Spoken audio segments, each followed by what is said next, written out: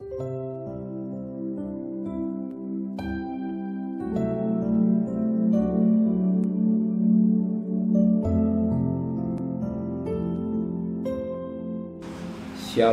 pagi bersama tundukkan kepala, pejamkan mata sejenak.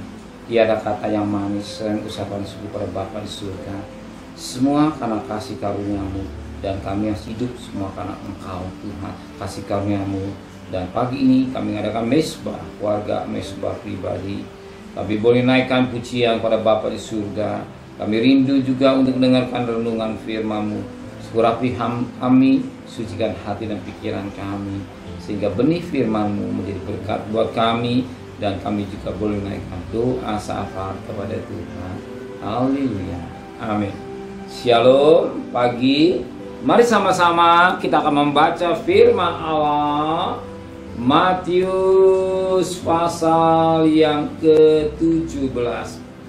Matius pasal 17 ayat pertama sampai ayat 13.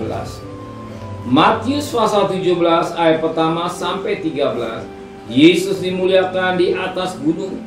6 hari kemudian Yesus membawa Petrus, Yakobus dan Yohanes saudaranya, dan bersama-sama dengan mereka ia naik ke sebuah gunung yang tinggi. Itu mereka sendiri saja. Lalu Yesus berubah rupa di depan mata mereka. Wajahnya bercahaya seperti matahari dan pakaiannya menjadi putih bersinar seperti terang. Maka tampak kepada mereka Musa dan Elia sedang berbicara dengan Yesus. Kata Petrus kepada Yesus, Tuhan, betapa bahagianya kami berada di tempat ini. Jika Engkau mau, biar aku dirikan di sini 3 kemah, 1 untuk Engkau, 1 untuk Musa, 1 untuk Elia. Dan tiba-tiba sedang ia berkata-kata, turunlah awan yang terang dan menaungi mereka, dan dari dalam awan itu dengar suara yang berkata, Dia anak yang kukasihi, kepadanya lah aku berkenan, dengarkanlah dia.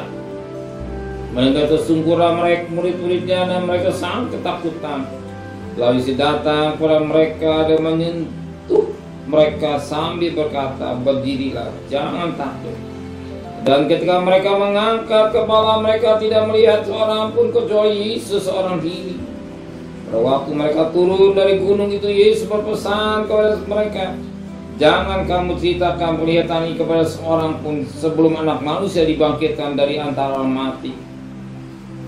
Lalu murid-murid Yesus bertanya pada Yesus, kalau demikian mengapa ahli Taurat berkata Elia harus datang terdahulu? Jawab Yesus, memang Elia akan datang dan memulihkan segala sesuatu.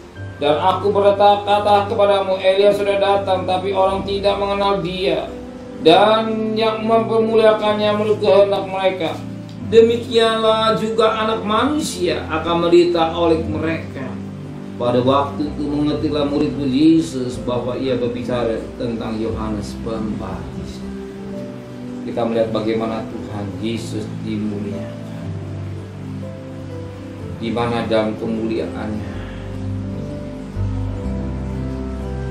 wajahnya bercahaya seperti matahari, pakaiannya putih bersinar seperti terang.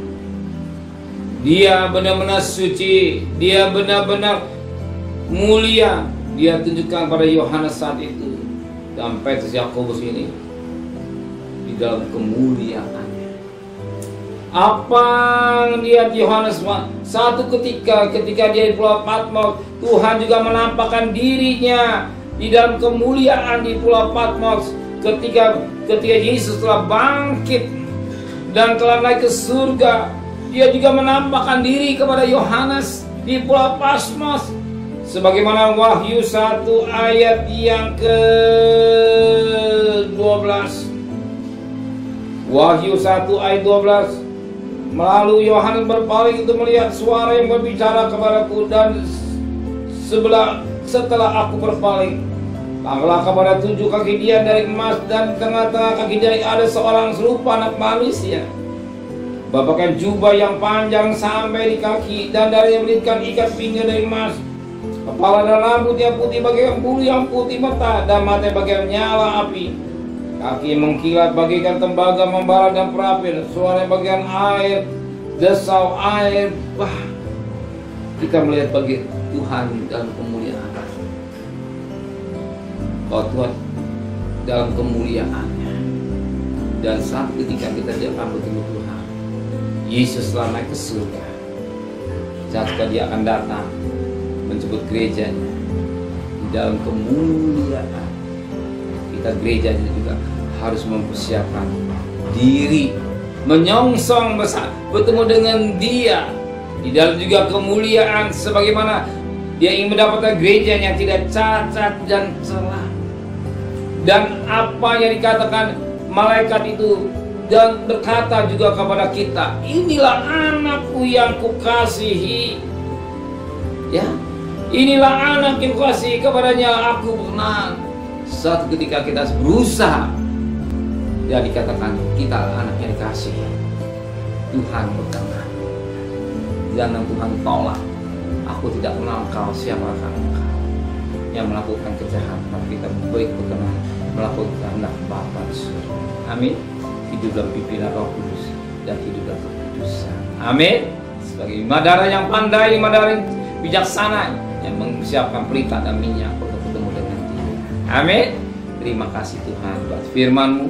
Kembalikan besok pagi tubuh yang sehat dengan tidak kurang satu apapun juga. Berkati Bapak Presiden, Wakil Presiden, para Menteri, para Gubernur, para Bupati, para Wali Kota, para Camat, para Lurah, pada RW, pada RT, pada medis, pada Polri. Berikan mereka hikmat yang dari surga, terima takut kepada Tuhan. Dalam kekasih, terimalah berkat nikmat dari Allah Bapa, cinta kasih sayang dari Tuhan Yesus Kristus, dan berkat Roh Kudus menyertai saudara mulai hari ini sampai Maranatha, Tuhan Yesus datang. Yang cinta Dia katakan amin. Tuhan memberkatinya.